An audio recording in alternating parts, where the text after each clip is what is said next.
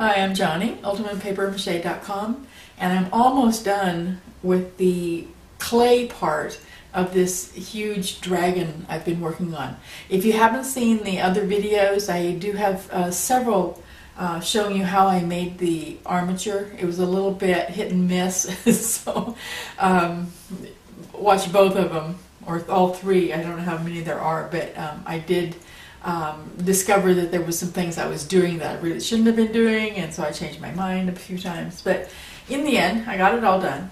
I put one layer of paper mache clay on all of this very thinly, just to get the tape covered. I used duct tape, and it was a little lumpy. I wasn't very careful with it, and so I just wanted to smooth it out. I used the original paper mache clay recipe. I did a couple of experimental things with it, just messing around to see if I could change it some way I liked it. So there's a color difference here. Just completely ignore it. This is the first layer I put on. This layer that I'm putting on now, again, is also really, really thin. This thing is heavy, and so I'm putting on as small amount of clay as I possibly can so that I'll be able to get him out my door. I'm also being really careful not to make it too wide. That's why the wings are going straight up instead of sideways. You know, I've got to get him out of here somehow or another.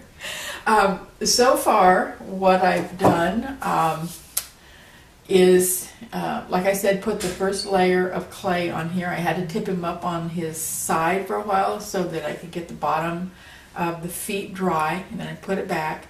I was actually able to do that myself, which is really amazing. He's still maybe 60, 70 pounds. Maybe, I'm not really sure. It's such an awkward shape that it could actually be lighter than that and still be really hard for me to pick him up. But now what I'm doing with this last layer, again putting it on really, really thin, then I'm taking it, whoops, here we go, just taking a piece of plastic. This is an old plastic bag. I've got some here that I just put on his neck, and I'm just smoothing it out. This is in my dining room, so I'm not going to be doing any sanding. This is messy enough already. So it has to get the final texture on here without any sanding at all. So I'm just putting the plastic on there. Smooth it out pretty nice, and I'm deliberately allowing some wrinkles in the plastic to end up in here because I want kind of a leathery look to his skin. This is the very last layer. And then I'm doing something kind of silly. I wanted sort of a alligator type reptilian skin. The whole body is actually mammal, except for the tail, and even that could be mammal. But somehow or another, the idea of a dragon with fur just doesn't seem to work quite right. So I'm making him kind of a faux, kind of a silly alligator type skin by using these caps of various sizes. Not being terribly careful about where it goes, but you know, just trying to get it kind of random.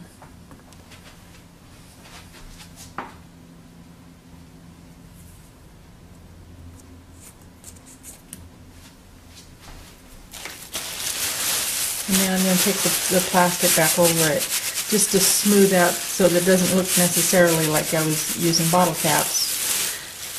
This just smooths it out just a little bit and adds a little bit more wrinkleness over the top of those bubbles.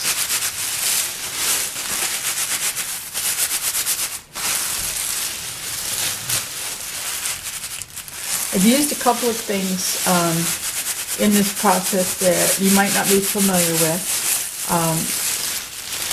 The first one is what I used for the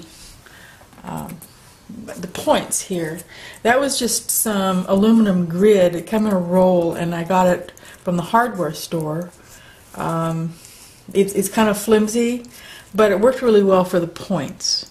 And I'm pushing the clay through it so that I've only done the one side, the other side that you can't see in this one, pushing it through the grid so that it'll lock onto the point, and then I'll cover it like I did this one here when the other side is dry. So they're actually quite strong. This one isn't quite dry yet, but you can still see they're pretty solid. The other thing I'm using for the wings is right side up here. This stuff, wire form. It's made by Mache, and I got this from Dick Blick's. It's a aluminum grid. This is what it looks like close up, and it's stretchy, and you can cut it with scissors, and you can bend it any way you want to. And that's what I use for the wings. Get those up here. Primary bones are rebar, 3/8 inch rebar, and since I'm kind of a wimp, I couldn't get the top bone into the proper curve like I would have preferred, but the other one's curved because I used a lighter wire. And then I cut the aluminum grid with scissors and put it on there, wrapped it around the primary bones, and then hooked it onto the, I'll show you here. I hooked it onto the wire here with just some little twist tie things. I'll go over all of this grid with a really light layer of the paper mache clay. I cut it so that it folded down over his side, and I've covered that with the clay. As soon as that dries, and all this up here has been attached really firmly, so this is all dry, then this won't move at all, I hope, and I'll be able to cover the rest of the mesh. It looks pretty cool actually right now. So I think that's really just about all I have to tell you about today. This has taken so far a really long time.